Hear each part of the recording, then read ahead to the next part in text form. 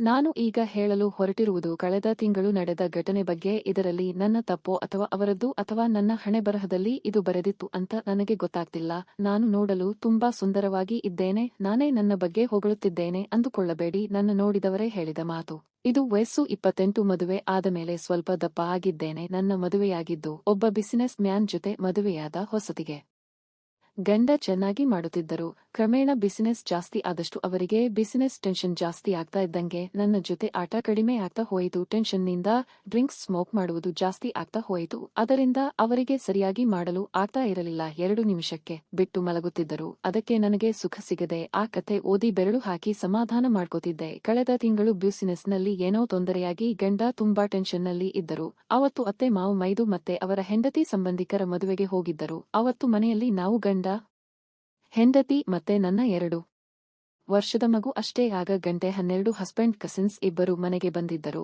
ಅವರ ಹೆಸರು ವಿನಯ್ ಮತ್ತು ಅಭಿ. ಕೆಳಗೆ ಹಾಲ್ನಲ್ಲಿ ಹಸ್ಬೆಂಡ್ ಮತ್ತು ಅವರು ಡ್ರಿಂಕ್ಸ್ ಮಾಡಲು ಶುರು ಮಾಡಿದ್ದರು. ನಾನು ಮೇಲೆ ನನ್ನ ಬೆಡ್ರೂಮ್ನಲ್ಲಿ ಇದ್ದೆ. ಗಂಡ ಇತ್ತೀಚೆಗೆ ನನಗೆ ಮಾಡುತ್ತಾ ಇರಲಿಲ್ಲ. ಅದಕ್ಕೆ ಹಸ್ಬೆಂಡ್ ಇಲ್ಲದೆ ಮಲಗಿದ್ದಾಗ ಆ ಕತೆ ಓದ್ತಾ ಬೆರಳು ಹಾಕಿ ರಸ ಸುರಿಸುತ್ತಿದ್ದೆ. ಹಸ್ಬೆಂಡ್ ಮಲಗಿದ ಮೇಲೆ ಆ ಕತೆ ಓದುವುದು ತುಂಬಾ ಲೇಟ್ ಆಗುತ್ತೆ. ಹೇಗೋ ಅವರು ಕೆಳಗೆ ಡ್ರಿಂಕ್ಸ್ ಮಾಡ್ತಾ ಇದ್ದಾರೆ.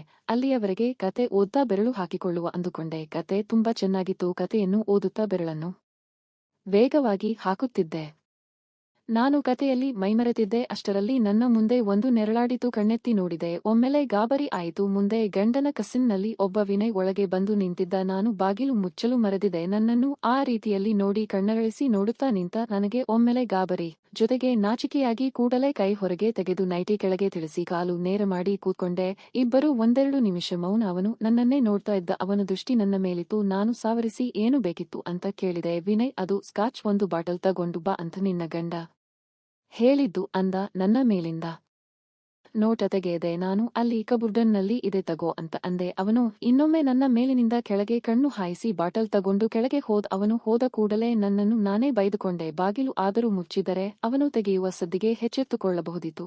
ಅವನು ಏನು ಅಂದುಕೊಂಡನೋ ಏನೋ. ಗಂಡನಿಗೆ ಏನಾದರೂ ಹೇಳಿದರೆ ಅಯ್ಯೋ ಹಾಗೆ ಆಗದೆ ಇದ್ರೆ ಸಾಕು ಅಂತ ಆತಂಕದಿಂದ ಹಾಗೆ ನೈಟಿ ಸರಿಪಡಿಸಿಕೊಂಡು ಬೇಗ ಹೋಗಿ ಬಾಗಿಲು ಮುಚ್ಚಿದೆ. ಬೋಲ್ಟ್ ಹಾಕಿಲ್ಲ. ಗಂಡ ಇನ್ನೂ ಬರಬೇಕಿದೆ. ಹಾಗೆ ಬೆಡ್ ಮೇಲೆ ಅಡ್ಡಾದೆ. ಎಲ್ಲ ಇಳಿದಿತ್ತು. ಮತ್ತೆ ಕತೆ ಓದುವ ಮನಸ್ಸು ಆಗಿಲ್ಲ. ಸುಮಾರು 1.5 ಗಂಟೆಯವರೆಗೆ ಅವರ ಡ್ರಿಂಕ್ಸ್ ಪಾರ್ಟಿ ನಡೆಯಿತು. ತಡರಾತ್ರಿ 1:30 ಗಂಡ ಮಹಡಿ ಹತ್ತಿ ಬೆಡ್ರೂಮ್ಗೆ ಬಂದರು. ತುಂಬಾ ಜಾಸ್ತಿ ಕುಡಿದಿದ್ದು. ತೂರಾಡುತ್ತಾ ಬಂದು ಬಾಗಿಲು ಮುಚ್ಚಿ ಹಾಗೆ ಬೆಡ್ ಮೇಲೆ ಮಲಗಿಕೊಂಡರು. ನಾನು ಅವರ ಪಕ್ಕ ಹಾಗೆ ಮೊಬೈಲ್ ನೋಡ್ತಾ ಇದ್ದೆ. ಮಗು ನಮ್ಮ ಮಧ್ಯೆ ಮಲಗಿತು. 10 ನಿಮಿಷದ ನಂತರ ಗಂಡ ಗೊರಕೆ ಹೊಡೆಯಲು ಶುರು ಮಾಡಿದರು. ಮತ್ತೆ 5 ನಿಮಿಷ ಕಳೆದು ನಾನು ಮೊಬೈಲ್ ಇಟ್ಟು ಲೈಟ್ ಆಫ್ ಮಾಡಿ ಹಾಗೆ ಕಣ್ಣು ಮುಚ್ಚಿದೆ. ಇನ್ನೇನೋ ನಿದ್ದೆ ಹತ್ತಬೇಕು. ಆಗ ನಿಧಾನವಾಗಿ ಬಾಗಿಲು ತೆರೆದ ಸದ್ದು. ಬೆನ್ನೆಲೆ ನಾನು ಹೊದ್ದುಕೊಂಡ ಬೆಡ್ ಶೀಟ್ ಯಾರೋ ಎಳೆದರು. ನಾನು ಯಾರು ಅಂತ ಕೂಗುವಷ್ಟರಲ್ಲಿ ಯಾರೋ ನನ್ನ ಬಾಯನ್ನು ಬಲವಾಗಿ ಒತ್ತಿ ಹಿಡಿದು ನೊಂದು ಕೈಯಲ್ಲಿ ನನ್ನ ಬೆನ್ನಿಗೆ ಕೈ ಹಾಕಿ ಎಬ್ಬಿಸಿದ. ಕೆಳಗಿನಿಂದ ಮತ್ತೊಬ್ಬ ಕಾಲು ಹಿಡಿದು ಎತ್ತಿದ. ಇಬ್ಬರು ಕತ್ತಲಿನಲ್ಲಿ ನನ್ನ ಎತ್ತಿಕೊಂಡು ಬಾಗಿಲು ತೆರೆದು ಪಕ್ಕದ ಇನ್ನೊಂದು ಬೆಡ್ರೂಮ್ಗೆ ಕರ್ಕೊಂಡು ಹೋದರು.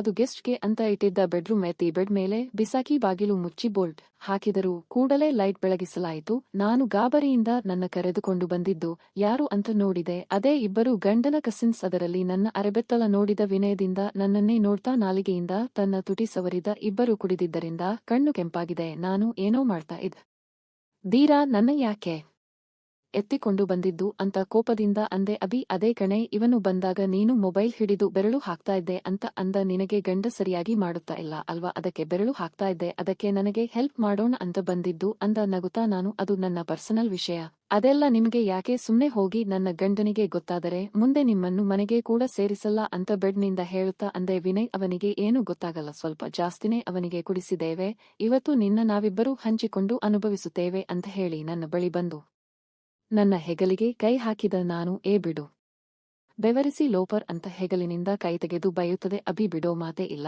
ಡಾರ್ಲಿಂಗ್, ನಿನ್ನ ನೋಡಿ ಸುಮಾರು ದಿನಗಳಿಂದ ಮಾಡಬೇಕು ಅಂತ ಅಂದುಕೊಳ್ಳುತ್ತಿದ್ದೆ. ಇವತ್ತು ಕಾಲ ಕೂಡಿ ಬಂದಿದೆ, ಬಾ ನಿನ್ನ ಇವತ್ತು ಮನಸಾರೆ ಮಾಡಬೇಕು ಅಂತ ನನ್ನ ಹಿಂದೆ ಬಂದನು. ನಾನು ಯಾಕೋ ಕೊಬ್ಬ ತೆಗೆಯೋ ಕೈಯ ಅಂತ ಕೋಪದಿಂದ ಅವನ ಕೈಯನ್ನು ನನ್ನ ದೂರ ಸರಿಸಿ ದುರುಗುಟ್ಟಿಕೊಂಡು ನೋಡಿದೆ. ಅಭಿ ಓ ಚೆಲುವೆಗೆ ಕೋಪವೇ ಅಂತ ಹಿಂದಿನಿಂದ ಗಟ್ಟಿಯಾಗಿ ತಬ್ಬಿಕೊಂಡ ವಿನಯ್. ಕರೆಕ್ಟ್ ಕಣೋ, ಇವಳನ್ನು ಮಾಡಲು ನಾನು ಕಾಯ್ತಾ ಇದ್ದೆ.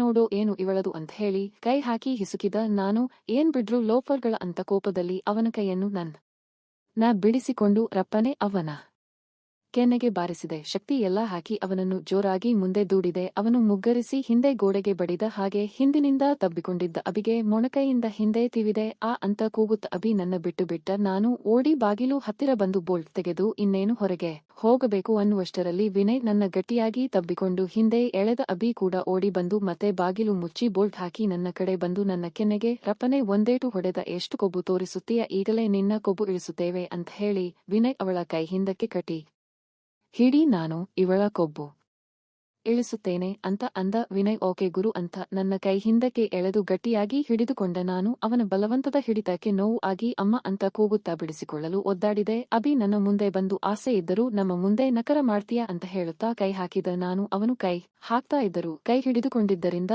ಏನು ಮಾಡೋಕೆ ಆಗದೆ ಹೇಳ್ಬೇಡ ಕಣ್ರು ಬಿಡಿ ನನ್ನ, ನಾನು ಜೋರಾಗಿ ಕೂಗುವೆ ನೋಡಿ ಅಂತ ಬೆದರಿಸಿ ಅಂದೆ. ಹಾಗೆ ಕೈ ಬಿಡಿಸಿಕೊಳ್ಳಲು ಪ್ರಯತ್ನಿಸುತ್ತಾ ವಿನಯ್ ಕೂಗಿ ಯಾರನ್ನು ಕರೆತೀಯ, ಮನೆಯಲ್ಲಿ ಯಾರೂ ಇಲ್ಲ ಇರೋದು, ನಿನ್ನ ಗಂಡ್ ಅವನು ಟೈಟ್ ಆಗಿ ನಶೆಯಲ್ಲಿ ಮಲಗಿದ್ ದಾನೆ ಅಂತ ವ್ಯಂಗ್ಯವಾಗಿ ನಗುತ್ತಾ ಅಬಿ ಬೇವಳ ಬಿಚ್ಚು, ನಂಗೆ ಇಲ್ಲಿ ಕಂಟ್ರೋಲ್ ಆಗ್ತಾ ಇಲ್ಲ ಅಂತ ಹೇಳುತ್ತಾ ನಾನು ಹೇಗೆ ಬೇಡ ನೋಡಿ, ನನ್ನ ಕೈ ಹಾಕಿದರೆ ಸರಿ ಇರಲ್ಲ ಬಿಡಿ ಬೆವಾಸಿಗಳ ಅಂತ ಕೊಸರಾಡುತ್ತಾ ನನ್ನ ಹಿಡಿದ. ಅಬಿಗೆ ಅರ್ಥ ಲಫರ್ ಬಿಡೋ, ನನ್ನ ಮೇಲಿಂದ ಕೈ ತೆಗಿ, ಬೆವಾರಿಸಿ ಮದುವೆಯಾಗಿ ಇನ್ನು ಬೇರೆಯ ಅವರ ಹೆಂಡತಿ ಕೈ ಹಾಕ್ತಾ ಇದ್ದೀಯಾ, ನಾಚಿಕೆ ಆಗಲ್ವಾ ಲೋಫರ್ಟು ಅಂತ ಅವನ ಮುಖಕ್ಕೆ ಕ್ಯಾಕರಿಸಿ ಊಗಿದೆ. ಅಬಿ ತನ್ನ ಮುಖದ ಮೇಲೆ ಬಿದ್ದ ಎಂಜಲನ್ನು ಒರೆಸಿಕೊಂಡು ಕೋಪದಿಂದ ನನ್ನ ನೋಡಿ ನನ್ನ ಮುಖಕ್ಕೆ ಊಗಿದ್ದೀಯಾ, ನೋಡು ಏನು ಮಾಡ್ತೀನಿ ಅಂತ ಅನ್ನುತ್ತಾ ಕೋಪದಿಂದ ನನ್ನ ತೆಳ್ಳಗಿನ ನೈಟಿಯನ್ನು ಜಿಪ್ ಇದ್ದಲ್ಲಿ ಹಿಡಿದು ಜೋರಾಗಿ ಎಳೆದ.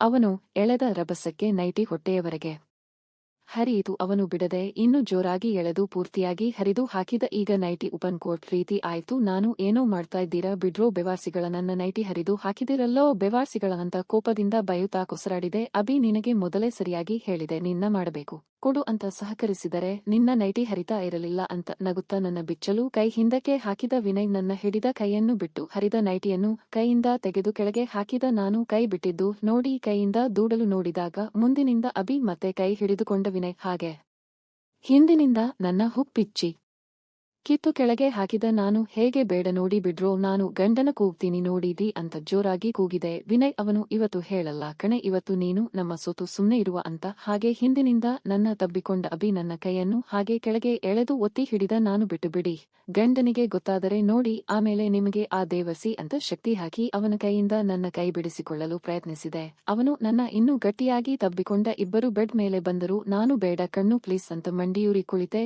ಇಬ್ಬರು ನನ್ನ ಕೈ ಕಾಲು ಹಿಡಿದು ಬಲವಂತವಾಗಿ ಸೆಟ್ ಟಿಸಿ ನನ್ನ ಹೊಟ್ಟೆ ಮೇಲೆ ಮಲಗಿಸಿದರು.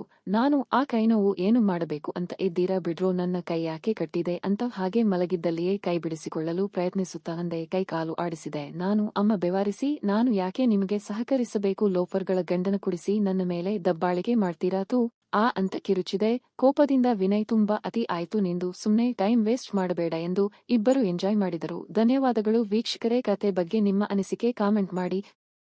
ಶ್ರೀ ಕಾಳಿಕದೇವಿ ಜ್ಯೋತಿಷ್ಯ ಕೇಂದ್ರ ಕರ್ನಾಟಕದ ಪ್ರಮುಖ ಜ್ಯೋತಿಷ್ಯರು ಪಂಡಿತ್ ಶ್ರೀ ರಾಮನಾಥ್ ಭಟ್. ಸ್ತ್ರೀ ಪುರುಷ ವಶೀಕರಣ, ವಿದ್ಯೆ, ಉದ್ಯೋಗ, ಹಣಕಾಸು, ದಾಂಪತ್ಯ ಕಲಹ, ಪ್ರೀತಿ, ಪ್ರೇಮ ವಿಚಾರ, ಕೋರ್ಟ್ ಕೇಸ್, ಸಾಲದ ಬಾಧೆ, ದುಃಖ, ದನ ದರಿದ್ರಂತಹ ಇನ್ನೂ ಮುಂತಾದ ಗುಪ್ತ ನಿಗೂಢ ಸಮಸ್ಯೆಗಳನ್ನು ಶ್ರೀ ಕಾಳಿಮಾತೆಯ ಸರ್ವಾಭಿಷ್ಟ ಅಖಂಡ ಪೂಜಾಶಕ್ತಿಯಿಂದ ಶಾಶ್ವತ ಪರಿಹಾರ ಶತಸಿದ್ಧ.